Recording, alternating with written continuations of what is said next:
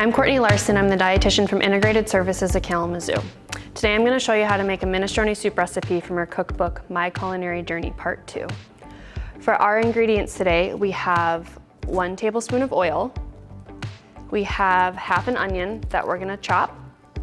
We have half a can of kidney beans that we're going to drain and rinse. We have 1 cup of frozen vegetables. We have half a can of diced tomatoes. These are no salt added. This is the best form, or you can get lower sodium added at the store as well. And then we have 1 cup dry pasta noodles that we've already cooked for you here.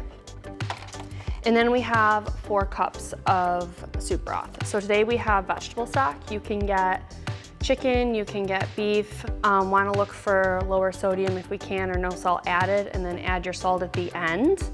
And a quick trick if you don't have a liquid measuring cup is that 1 carton this size, it says 32 ounces at the bottom. This is 4 cups. So all you have to know is you just have to buy 1 of these containers at the store. So we're going to start by chopping our onion. We're going to cut it in half to help ourselves peel it off. And I'm just going to go ahead and peel it.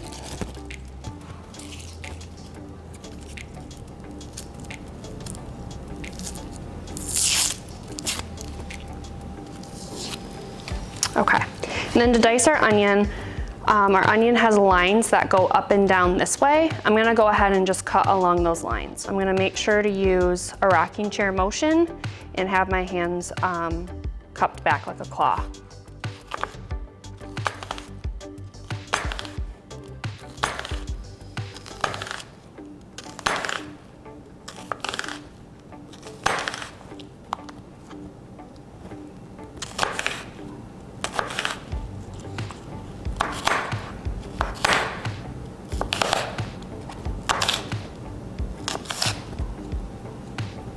And then I'm going to go the opposite way of the way I just cut to create a small dice.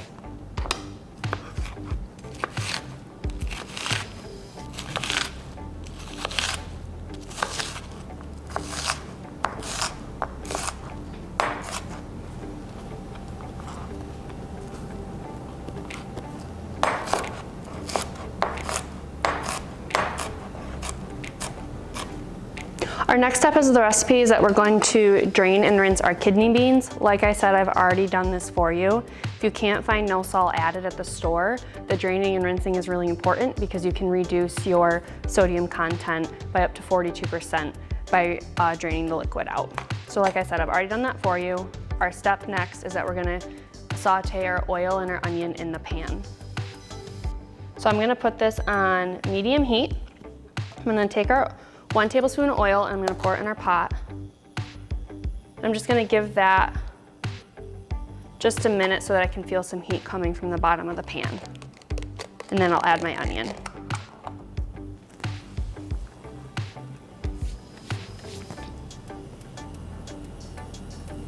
Okay, so I'm gonna add my onion.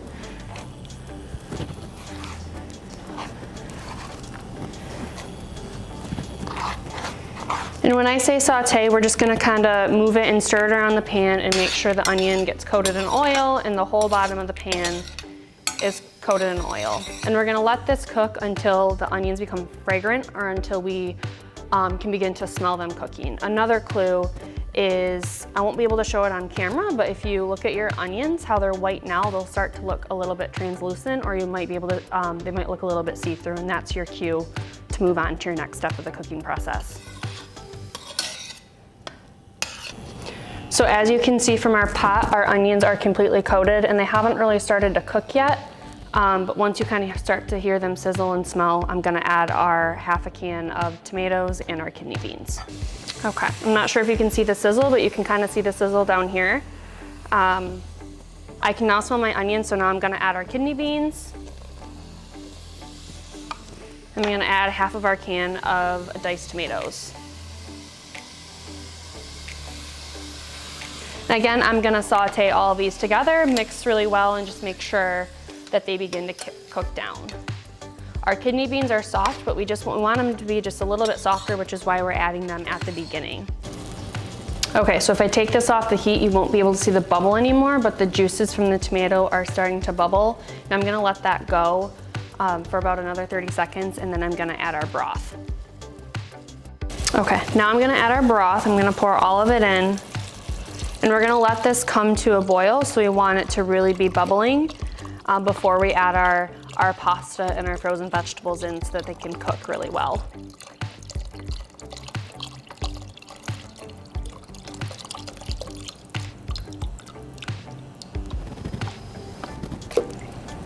So at this point, we haven't added any seasonings or salt and pepper to our recipe.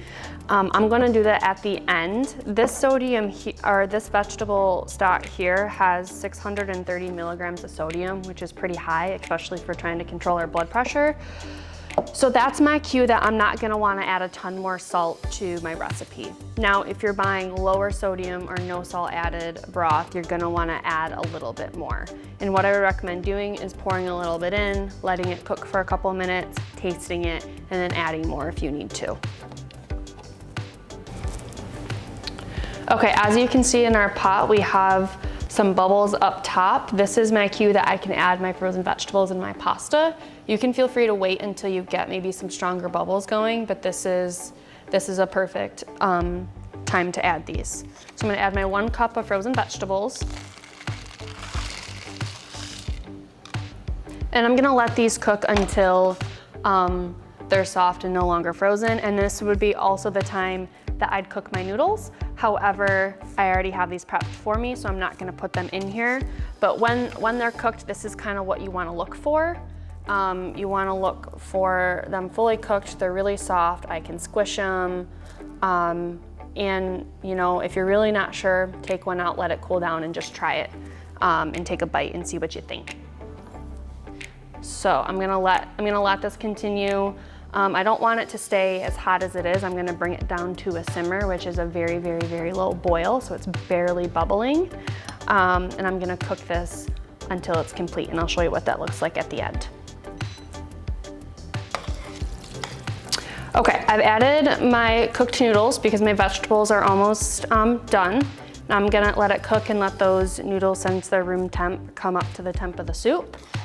But this is what it's gonna look like when it's done. You can see in here. It's gonna be a lot of noodles, lots of veggies. The broth is gonna be a red color from the tomatoes. And it's gonna be really, really delicious. So this is a really great recipe. Obviously, it makes a lot that you can batch cook at the beginning of the week. It's also something that you can put in a container and you can freeze if you want it for cold weather or for a night when you're really busy or you just don't really feel like cooking. So I'm gonna go ahead and pour some in my bowl to enjoy.